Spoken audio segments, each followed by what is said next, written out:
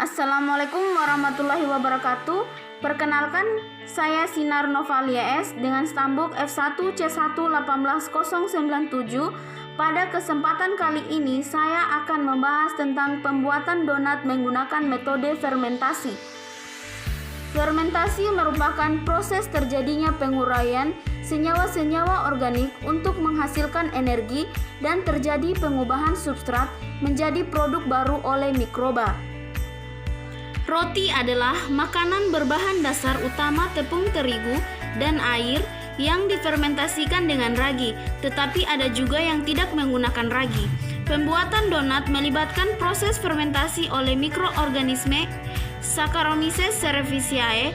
Fermentasi adalah proses produksi energi dalam sel dalam keadaan anaerobik atau tanpa oksigen.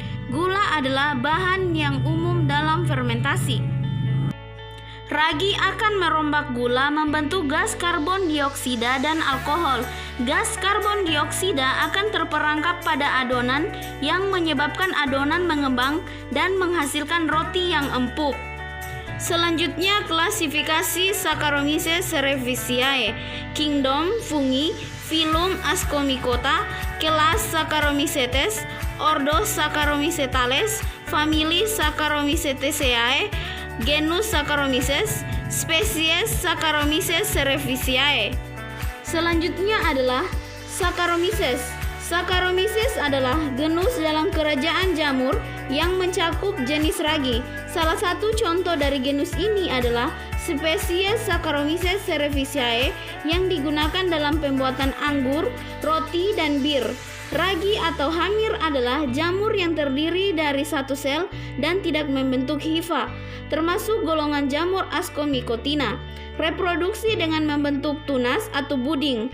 Genus ini ada yang hanya terdiri dari sel tunggal atau uniseluler maupun bersel banyak atau multiseluler. Setiap sel memiliki kemampuan untuk mengalami pertumbuhan, memperbanyak diri, dan menghasilkan energi. Spora Saccharomyces cerevisiae berbentuk bulat atau pipi. Saccharomyces cerevisiae merupakan mikroorganisme yang bersel tunggal dengan panjang 1-5 nanometer atau 20-50 nanometer dan lebar 1-10 nanometer. Bentuk sel hamir bermacam-macam, yaitu bulat, oval, silinder, ogival, atau bulat panjang dengan salah satu ujung runcing, segitiga melengkung, berbentuk botol, bentuk alpukat atau lemon, membentuk pseudomycelium, dan sebagainya. Ukuran dan bentuk sel hamir mungkin berbeda pada kultur yang sama karena pengaruh umur sel dan kondisi lingkungan. Bahan-bahan pembuatan donat terdiri dari terigu, ragi, mentega, gula, air, serta minyak. Selanjutnya, kegunaan bahan-bahan pembuatan donat. Yang pertama, air.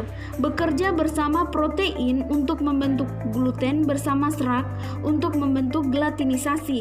Air juga berfungsi menjaga suhu adonan. Kedua, gula. Sebagai makanan ragi, sisa daripada gula akan berperan untuk warna kulit roti, cita rasa roti, dan kelembutan roti, serta dapat meningkatkan umur simpan roti. Ketiga, mentega. Sebagai penggunaan lemak secara normal akan meningkatkan volume roti, juga berfungsi sebagai peningkatan ketipisan kulit roti. Selanjutnya, tepung terigu. Berfungsi sebagai membentuk jaringan dan kerangka roti karena adanya pembentukan gluten. Lalu ragi, sebagai mengkonversi senyawa-senyawa pada adonan sehingga akan terbentuk rasa dan aroma khas roti akibat pembentukan asam, aldehid, ester, serta ragi dapat mengembangkan adonan. Terakhir, minyak, pembantu dari mentega agar melembutkan adonan. Berikut prosedur kerja pembuatan donat. Pertama-tama, mencampurkan tepung terigu, gula, ragi, serta mentega. Lalu, adonan tersebut diaduk sampai merata. Bila tidak ada sarung tangan, pastikan tangan telah dicuci hingga bersih. Saat penambahan ragi untuk memfermentasikan karbohidrat dan menghasilkan karbon dioksida dan menciptakan alkohol dalam tepung. Adonan roti akan mengembang karena karbon dioksida yang terperangkap dalam gluten atau zat dalam tepung. Ragi akan membentuk adonan tepung menjadi elastis dan lebih melekat, sehingga dapat menambah cita rasa dan aroma dari roti tersebut. Setelah itu, adonan ditambahkan dengan air, lalu kemudian diaduk kembali hingga merata, di mana adonan di sini ditandai dengan kalis yang telah melalui proses ulen dengan baik. Selanjutnya, ditambahkan minyak agar adonan roti menjadi lembut.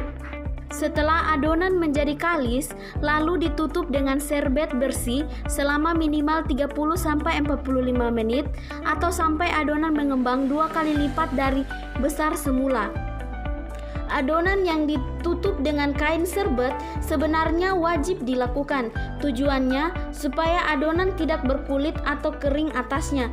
Tapi kalau menggunakan kain basah, boleh juga tidak menggunakan atau menggunakannya. Kain basah digunakan untuk membuat suhu jadi lembab. Suhu yang lembab dan panas ini membuat proses fermentasi jadi makin cepat. Jadi, kalau ingin menghemat waktu, kain basah boleh digunakan. Kemudian dibentuk bulat-bulat atau bolong tengahnya dan didiamkan 10 menit sampai akan digoreng. Goreng donat dengan minyak sedang, tunggu hingga donat berwarna kuning kecoklatan, angkat lalu tiriskan.